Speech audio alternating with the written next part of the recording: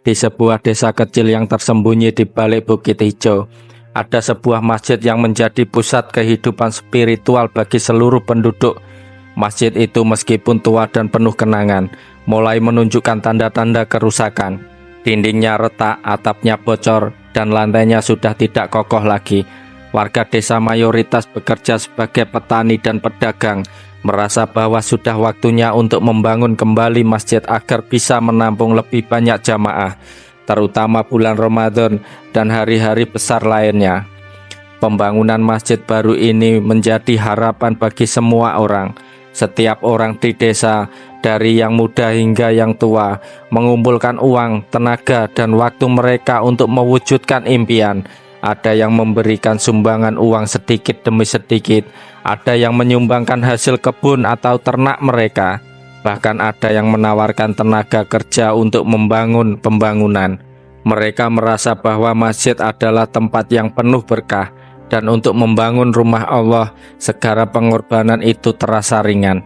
Pak Iwan adalah seorang pria yang sudah lama tinggal di desa tersebut. Usianya hampir 50 tahun, dan ia dikenal sebagai seorang yang dihormati oleh warga. Ia sering terlihat dalam kegiatan keagamaan, mengajari anak-anak mengaji, dan selalu tampil bijaksana dalam setiap pertemuan.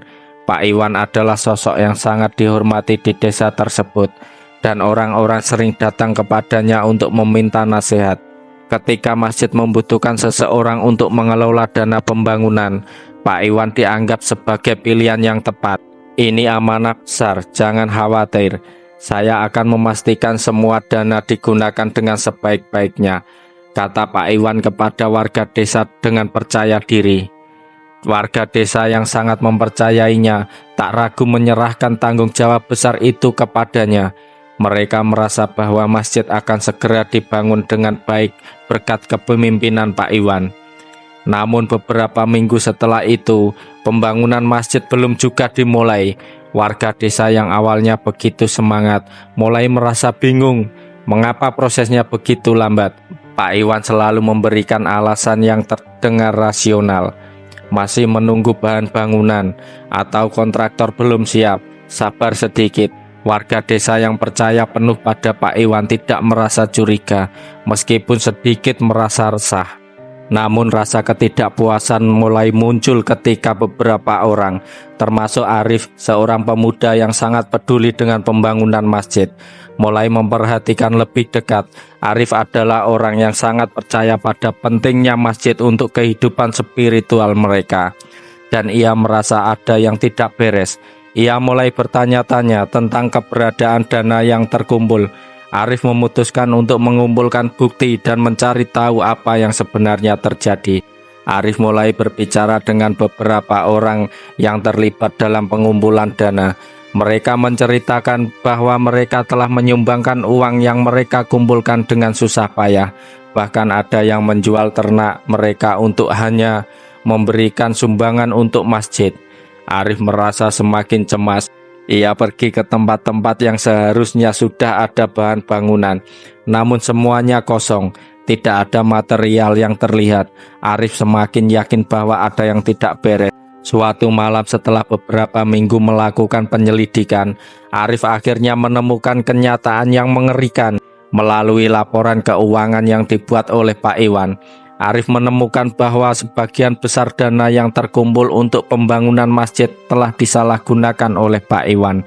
Uang yang seharusnya digunakan untuk membeli bahan bangunan telah digunakan untuk membeli barang-barang pribadi Pak Iwan, mobil baru, renovasi rumahnya yang semakin megah, dan berbagai barang mewah lainnya. Sementara itu, pembangunan masjid yang dijanjikan tidak ada tanda-tanda kemajuannya.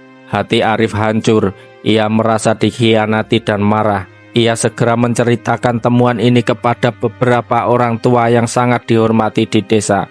Mereka semua terkejut dan sangat marah.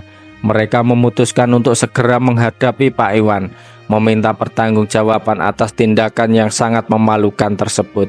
Mereka menyusun rencana untuk menemui Pak Iwan dan meminta penjelasan tentang dana yang telah disalahgunakan. Namun ketika mereka tiba di rumah Pak Iwan, mereka hanya menemukan rumah yang kosong. Pak Iwan tidak ada di tempat. Setelah mencari ke sana kemari, mereka mengetahui Pak Iwan telah pergi dari desa, membawa kabur uang yang telah dipercayakan kepadanya. Ia menghilang begitu saja, meninggalkan semua orang dalam kebingungannya. Warga desa merasa hancur. Tidak hanya uang yang hilang, tetapi juga rasa kepercayaan yang telah dibangun selama bertahun-tahun. Meskipun dihantui oleh kekecewaan dan kemarahan, warga desa tidak menyerah. Mereka mulai mengumpulkan dana kembali. Meskipun jumlahnya tak sebanyak sebelumnya, mereka merasa bahwa masjid harus dibangun, bukan hanya untuk tempat ibadah, tetapi juga mengingatkan mereka tentang pentingnya keikhlasan, kebersamaan, dan kejujuran dalam setiap amal.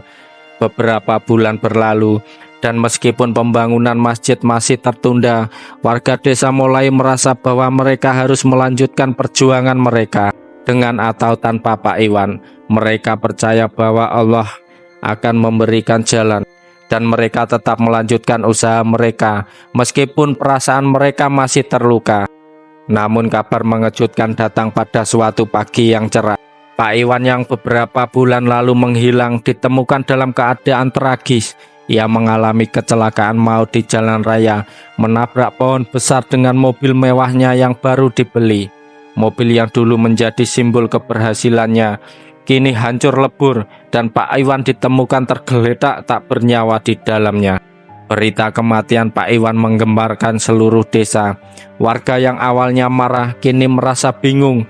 Mereka merasa kehilangan sosok yang selama ini dihormati. Namun di sisi lain, mereka juga merasa bahwa ini adalah bentuk pembalasan dari Tuhan atas perbuatannya.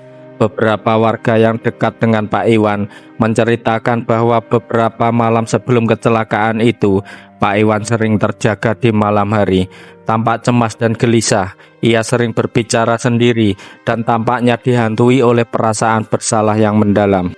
Ia merasa bahwa dosanya tidak akan termaafkan. Seorang warga yang pernah berbicara dengan Pak Iwan beberapa hari sebelum kecelakaan itu mengingat kata-kata Pak Iwan dengan jelas. "Aku merasa ada yang mengejar aku," katanya dengan suara gemetar. "Setiap malam aku merasa dihantui oleh perbuatanku. Uang yang aku ambil untuk kepentinganku sendiri. Aku tahu itu salah." Pak Iwan di akhir hidupnya hanya bisa merasakan penyesalan yang tak terkatakan. Ia tahu bahwa apa yang ia lakukan adalah sebuah dosa besar, namun penyesalan itu datang terlambat. Uang yang ia gunakan untuk memperkaya diri sendiri, yang seharusnya digunakan untuk masjid, kini telah mengantarkannya pada kesendirian dan kehancuran. Pesan moral dari kisah ini mengajarkan kita bahwa kejujuran adalah nilai yang tak ternilai. Setiap amanah yang diberikan kepada kita, terutama yang berhubungan dengan uang dan kepentingan umat, adalah tanggung jawab besar yang tidak boleh kita abaikan. Jika kita mengkhianati amanah tersebut, kita tidak hanya merugikan orang lain, tetapi juga diri kita sendiri. Semoga kisah ini dapat menjadi cermin bagi kita semua untuk selalu menjaga niat, amanah, dan keikhlasan dalam setiap perbuatan. Allah melihat segalanya dan balasannya adalah yang paling adil. Jangan lupa kalau suka video ini kasih like, komen, dan share ke teman-teman kalian. Dan pastinya subscribe untuk konten-konten cerita seru berikutnya.